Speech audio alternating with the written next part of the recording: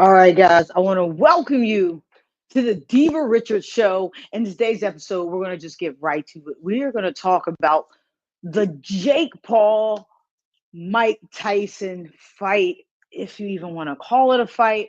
I'll be honest, I have tons of opinions about it, but I want to go through everything play by play. I am very big into strategy. I am big into business strategy, and I think I have some interesting takes for you on what really happened and what, honestly, even though I hate to admit it, Jake did a good thing.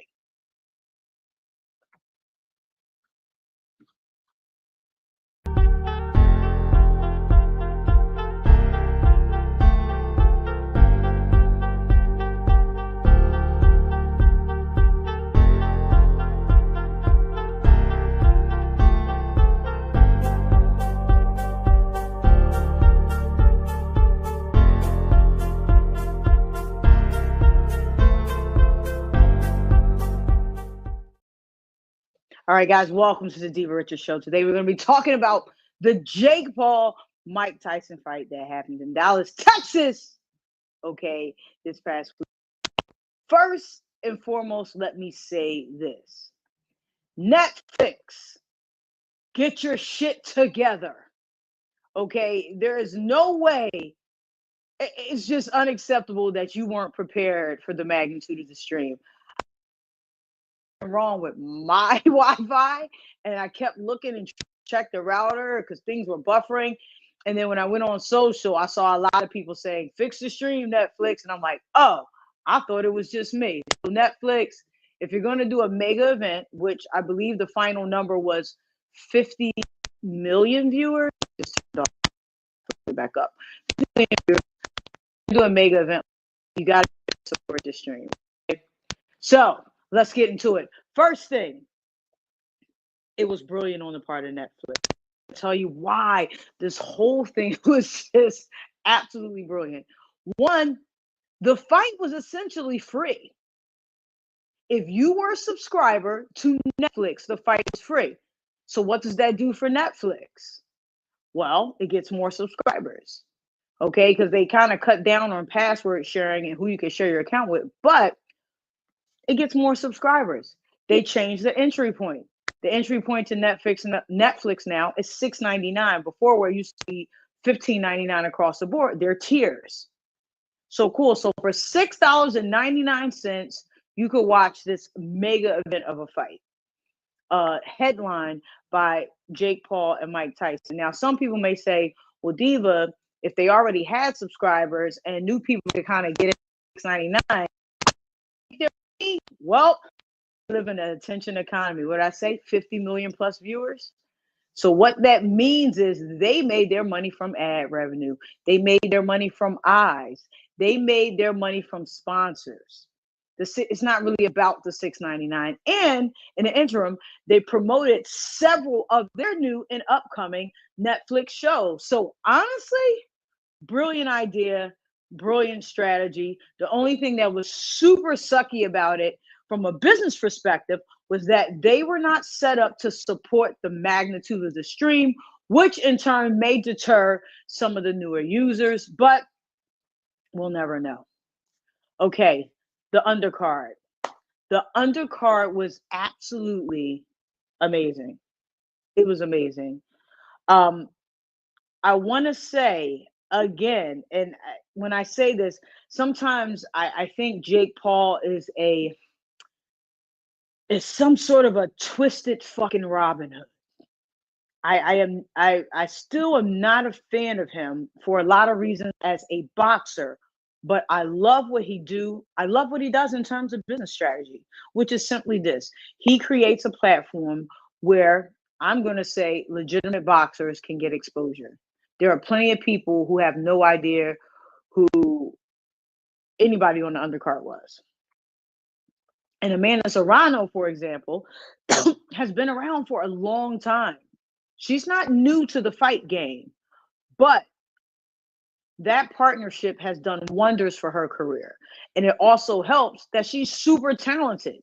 It's not just him pushing a local fighter from Puerto Rico. He's pushing somebody that's super talented, well known, and putting them in big money fight positions. So To that, I say kudos to you, Jake Paul, because not a fan, but I love what you're doing for the sport in that way. Took me a while to get to this point, but I think I see the vision. Next thing, I want to talk about the Amanda Serrano and Katie Taylor fight. Now, as a female boxer and a female fight fan, I'm going to tell you, I never thought in my lifetime I would see some of the mega fights we're seeing with female boxers. When I was in my 20s, there weren't even that many female boxers.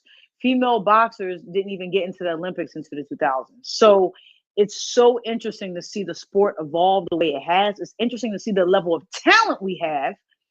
And I love that they're getting the opportunity to really shine and make a true living, not get by, but make a living from the purse to endorsement deals.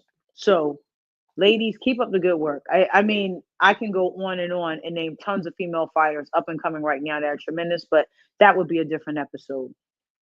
Katie Taylor, in her own right, is truthfully a legend. She's a legend. She is a legitimate fighter, solid, was in a country where they didn't even let women box. She had to sneak and kind of pretend to be a guy to box. So in terms of pushing the female boxing movement forward, she's done a tremendous job. Amanda Serrano has been boxing since she was younger, and she is another one who has been pushing the female boxing agenda forward. Now, that matchup, there was two things that I saw that I thought would happen from the beginning. One, I thought Katie Taylor would win. Hear me out. I'm team Amanda Serrano. Taylor is bigger and just stronger. I don't think she's a more technical boxer. I don't think she's a better boxer. She's just bigger and stronger. And when you're taking that level of pounding from a bigger and stronger being, it's cumulative, it adds up, it wears you down fast.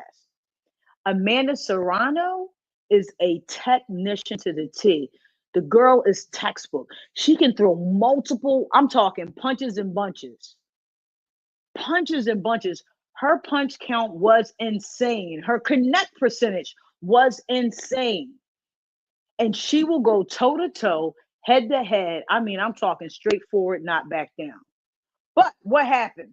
Amanda Serrano lost. Well, why did she lose? I got to be honest with you. I don't know. According to CompuBox, and everybody's like, oh, you can't really go by that. According to the card, this is what happened. She was up on power punches. She was up on connect. She threw more shots, but yet she was a loser in this fight. I disagree with that. Now, not only did she throw more, land more, I thought she was the aggressor. If anything, at worst, they could have called a draw. But I still had her inching out from when she rocked Katie Taylor in the early rounds.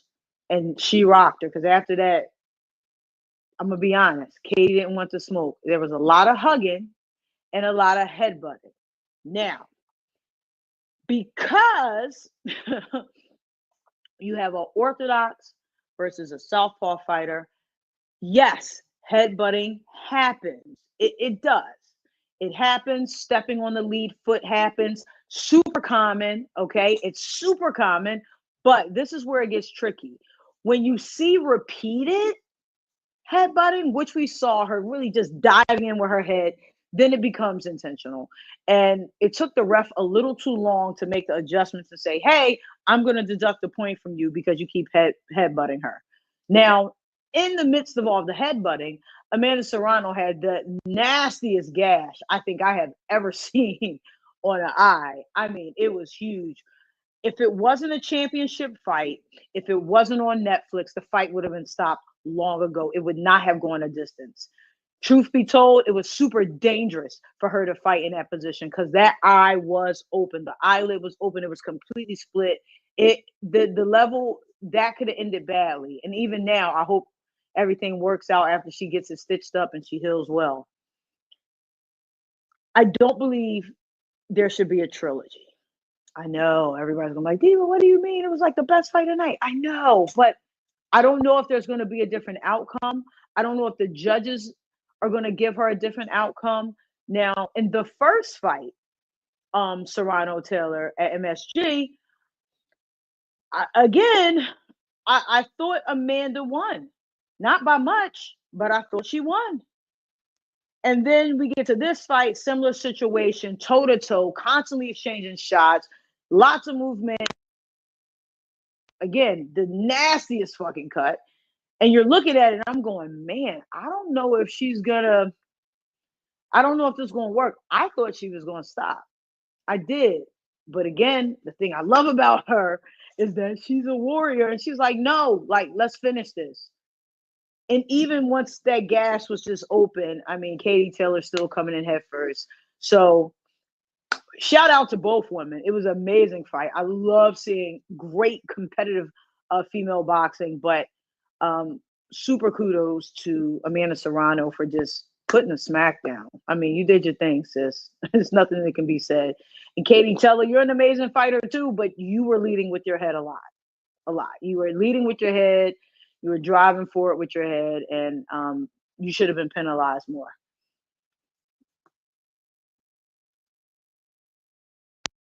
All right, let's get to the meat and potatoes. Let's get to why we're here. Jake Paul, Mike Tyson. I made a video a while back when they first announced this fight. There are a lot of reasons I feel this fight should not have happened. Father Time is always undefeated. Father Time is always undefeated.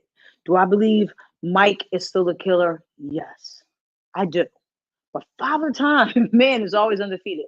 Jake, he knows how to move eyes. He knows how to garner attention. Again, this is an attention economy, and he has mastered the art of how to get attention. Now, I've said before, I am not a Jake Paul fan, but I know the real boxers are going to hate me. Just hear me out, fam. He's working. He's getting better. Now, should he be fighting a 58-year-old man? No. But what he should be doing is fighting up-and-coming light heavyweights to really test his skill set. What he's doing right now is what new boxers do.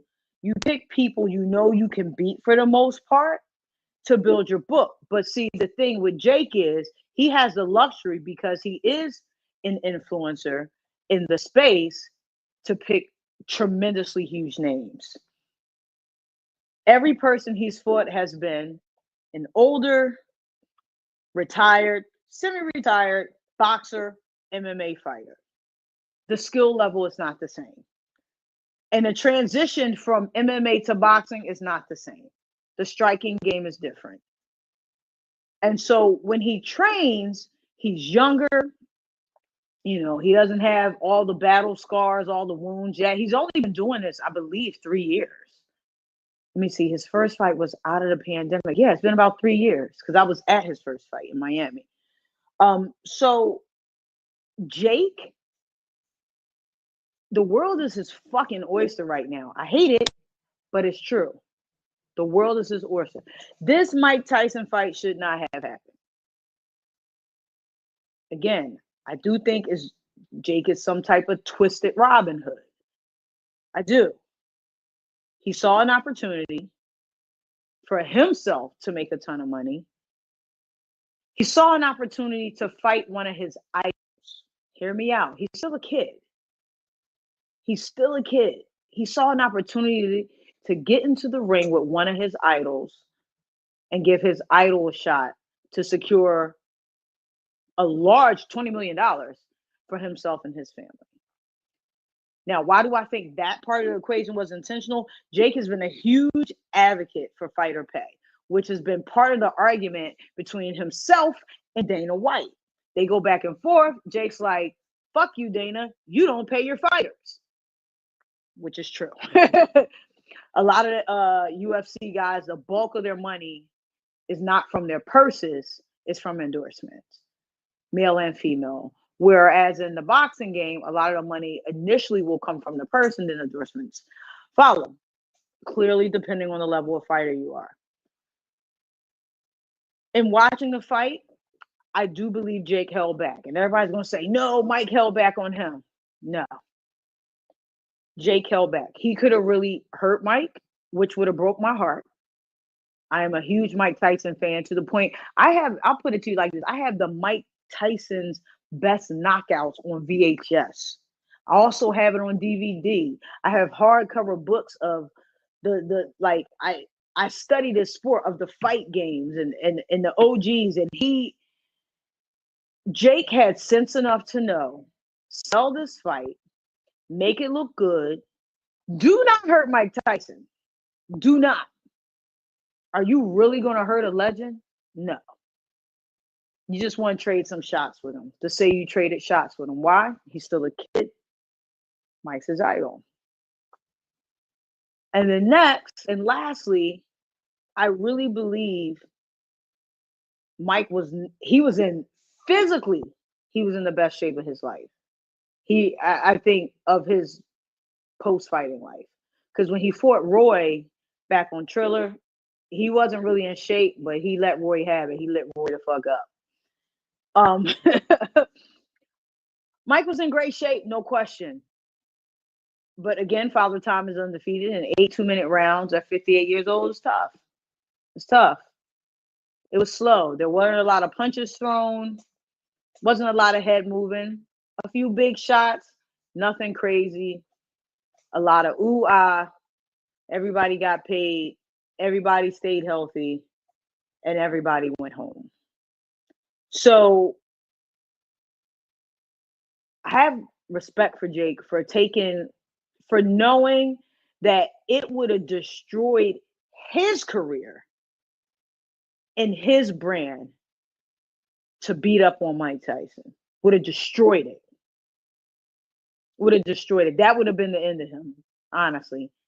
And in Mike's thing, I thought Mike had it, but then in hindsight, I had to remember everybody looks good on the pads. The pads is like, 30 to 60 seconds of work. 8 2-minute rounds, getting hit back is different. It just is. So to both gentlemen, I say thank you. I think I will say the fight was boring. It wasn't that interesting. Fight of the night, fight of the year again goes to Katie Taylor and Amanda Serrano. And don't argue with me, argue with your mama, because that fight was next level. But Jake, I guess I have to say thank you. Thank you for not disrespecting a legend. I guess I get it. And thank you for setting Mike up. He had a rough start early in his career. He was bankrupt a few times. He was robbed. He didn't know better. Now he knows better, and you gave him an opportunity to get the bag. So to that, I say thank you. But Katie Taylor and Amanda Serrano, I don't know if we need a trilogy. I mean, it would be lit, but I just feel like they're not going to, I don't know what, Amanda would have to knock her out. Like, it looks like it keeps coming. And even though I feel like she won, outlanded, but Amanda, if this is going to happen, if we're doing a trilogy, you have to knock her out. So there can be no discrepancy about who the winner of that fight is. So to all my fight fans, the question is, how did you feel? Did you feel the Jake Paul Mike Tyson fight was worth the hype? How did you like Katie Taylor and Amanda Serrano? And the last question is do you think Netflix should get into the fight game? I don't know. Something to think about. All right, guys, thank you for tuning into the Diva Richards Show. Make sure to leave your comments below, like, share, follow, and I will see you soon. Let's go.